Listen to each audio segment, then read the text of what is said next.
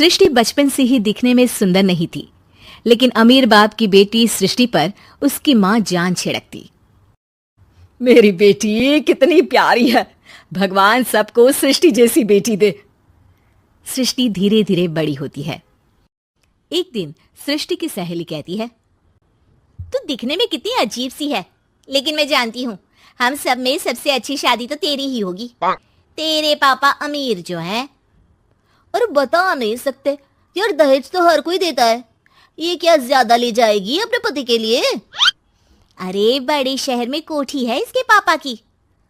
अरे पापा की है ना, कौन सी इसकी है? इसकी होती तब तो कोई भी लड़का इससे शादी कर लेता। अरे पापा की मतलब पापा की है तो मेरी ही है ना? किसने कहा? अब तेरी तो तब होगी ना जब तेरा भाई ना हो। वैसे भी शादी के बाद सारी प्रॉपर्टी भाई के नाम होती है। सृष्टि समझ जाती है कि उसे किसी भी हालत में माँ बाप की सारी प्रॉपर्टी को अपने नाम करना है, लेकिन कैसे? एक दिन सृष्टि का भाई शीनू कहता है, बहन क्या कर रही है? तुझसे एक बात करनी है।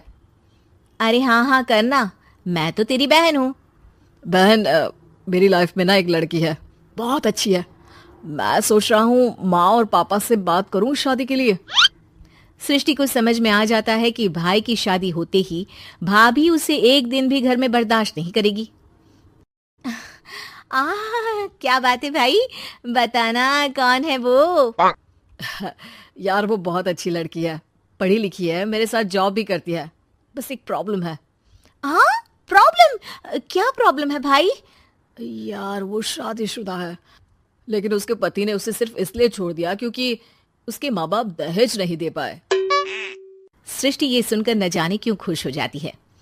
अरे भाई तो क्या हुआ, लड़की तुझे तो पसंद है ना?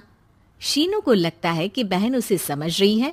वो इस बात से अनजान होता है कि उसकी बहन की मंशा पूरा घर हड़पने की है।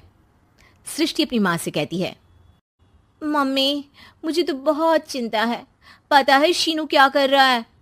अरे क्या कर रहा है, वो तो काम पर जाता है और वापस घर आता है। नहीं ना माँ, वो यही तो नहीं कर रहा, बाकी सब कर रहा है। आपको पता है उससे प्यार है, और वो भी एक शादीशुदा लड़की से। ये क्या हो गया? मैं सोसाइटी में क्या मुंह दिखाऊंगी? अरे तेरे पापा तो यही कहेंगे कि मैंने ही उसे बिगाड़ दिया है। माँ देखो, मेरी बात मानो, पापा पर भी विश्वास करने की जरूरत नहीं है। अब आप ही बताओ, पापा इतनी देर घर के बाहर रहते हैं क्यों? बोलो। अरे बेटा वो तो नौकरी करते हैं ना। तू बहुत भोली है माँ। पापा का ऑफिस तो 7 बजे खत्म हो जाता है, लेकिन देखो कितनी देर से आते हैं। अरे नहीं नहीं बेटा, ऐसी कोई बात नहीं है।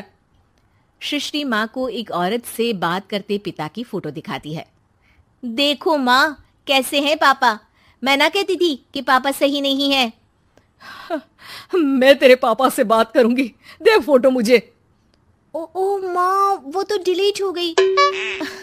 लेकिन चल, तूने तो देख लिया ना, पापा से बाद में बात कर लेना। और हाँ, मेरा नाम बिल्कुल मत लेना। हाँ माँ। अब क्या था, सृष्टि के माँ और पिता के बीच झगड़ा होना शुरू हो जाता है। सृष्टि के मन में क्या चल रहा था कोई नहीं जानता था। एक दिन, माँ सृष्टि के लिए एक लड़का देखा है, वो लोग शाम को उसे देखने आने वाले हैं। और हाँ माँ, एक खुशखबरी, मैं और पापा मिलकर एक नया बिजनेस ट्राई कर रहे हैं। शाम को लड़का आता है, सांवले रंग का। सृष्टि को तो बिल्कुल भी पसंद नहीं आता। लड़की की माँ कहती है, लड़की का चेहरा तो कोई खास नहीं, लेकिन अगर मेरे बेटे को आप लोग सेटल कर दें तो मैं उसकी शादी आपकी बेटी से करवा दूं। सृष्टि को लड़का बिल्कुल पसंद नहीं था। उसे भाई पर गुस्सा आ जाता है। लड़के वालों के जाने के बाद कहती है, माँ देखा शीनू मेरे लिए कैसा लड़का लेकर आया, न दिखाने लायक न सुनने लायक, सेटल भी नहीं, वो भी हम करे। अरे माँ मैं जानती हूँ ये मेरी शादी किसी भी घर में क्यों करवाना चाहता है। अरे कैसी बात कर रही है बहन, तूने तो देखा ना, लड़के को मैंने ही मना कर दिया तुझसे शादी के लिए। जिसने लड़का बताया था उसने उसकी बहुत तारीफ की थी। बात आई गई हो जाती है, लेकिन सृष्टि का मन शांत नहीं होता। क्या करूं, कुछ समझ में नहीं आ रहा। मेरी शादी हो गई तो ये लोग पूरी प्रॉपर्टी शीनू के नाम कर देंगे, मेरे हाथ तो कुछ लगेगा ही नहीं। तभी सृष्टि को आइडिया आता है। वो किसी वकील को फोन करती है। जी देखिए, अगर आपके मम्मी पापा का तलाक हो जाता है तो आपके पिता की आधी प्रॉपर्टी आपकी माँ के नाम हो जाएगी, फिर उसे वो किसी को भी दे सकती है। सृष्टि अब माँ को बेटे के खिलाफ भरती है। माँ, शीनू पर नजर रखा करो, वो जिस लड़की के प्यार में है ना वो शादीशुदा है। यहाँ आएगी, सारा पैसा रुपया जमीन जायदाद सब हड़प लेगी। पापा का भी हाल तुमसे छुपा नहीं है। ऐसा ना हो कि मैं और आप एक दिन सड़क पर भीख मांगे। हे भगवान, मैं तो जीते जी मर जाऊंगी अगर ऐसा हो गया तो। ऐसा हो गया नहीं माँ, ऐसा ही होगा। अभी समय है, आगे का सोच लो। मैं तो कहती हूँ पापा से आधी प्रॉपर्टी लेकर अलग हो जाओ। पापा की आधी प्रॉपर्टी भी हम लोगों को अगर मिल जाती है ना तो अगले 7 जन्म सफल समझो।